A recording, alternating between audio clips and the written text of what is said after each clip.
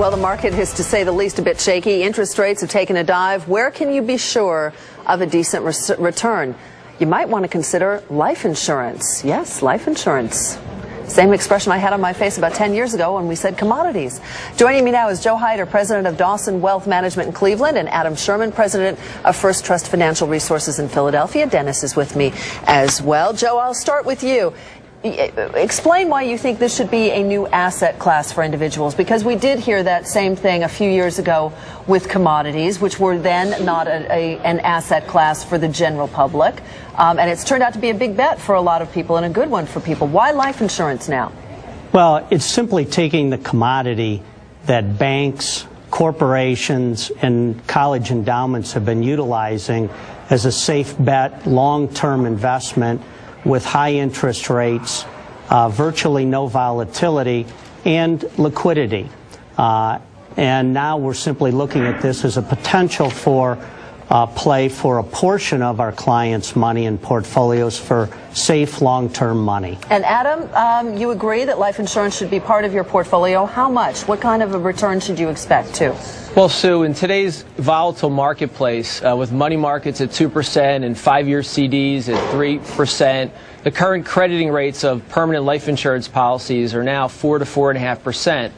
So depending on the size of a client's portfolio, we would like anywhere between 5 to 10% allocated to this new asset class. Dennis? Wow. Hey, Joe, simple question. Do I have to die to reap a really good return on this investment? No, you don't.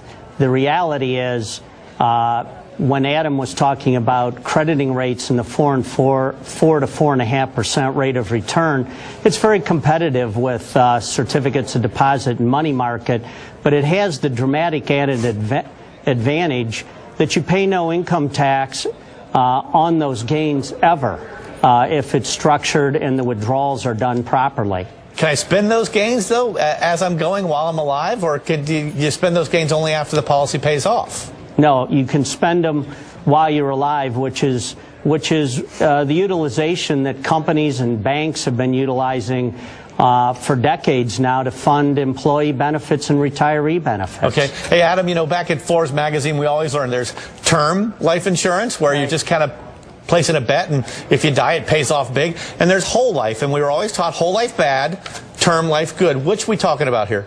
Well, we're talking more on the whole life side, and I'll take it a step further. Universal life, or call it permanent insurance in general, these products are, the internal rates of return over a 20-year period could be anywhere between 4 and 5% if they're with good quality companies. The industry itself is a AA industry, so we feel pretty good about parking clients' monies in these contracts. Okay, Joe, you guys are clearly playing on market fears, right? If the markets weren't so bad, you couldn't even manage to get on CNBC to be selling us life insurance, could you? Well, I suppose that's possible.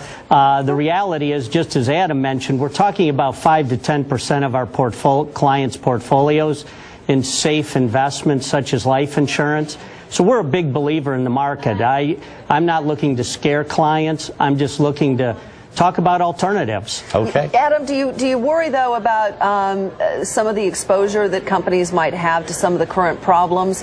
AIG obviously is a very kind of a different animal, but they are an insurance company, or part of them are, and they're having issues. Well, general accounts, and this is what we're talking about, permanent life insurance policies. AIG is a little bit of a different animal because they have a property and casualty division, but a traditional life insurance company is limited by statutes as to how much money they can maintain in the stock market. And if I recall, it's about 20% in today's environment. So most of these portfolios are very conservative. A lot of treasuries, government bonds, some high-grade corporates as well. So we feel pretty comfortable that these returns are solid. Okay, thank you, gentlemen, very much. Joe, Adam, a pleasure. Dennis, I'll see you again in just a second. Okay. Lots to talk about in the market today, as usual, so we have the markets covered for you minute by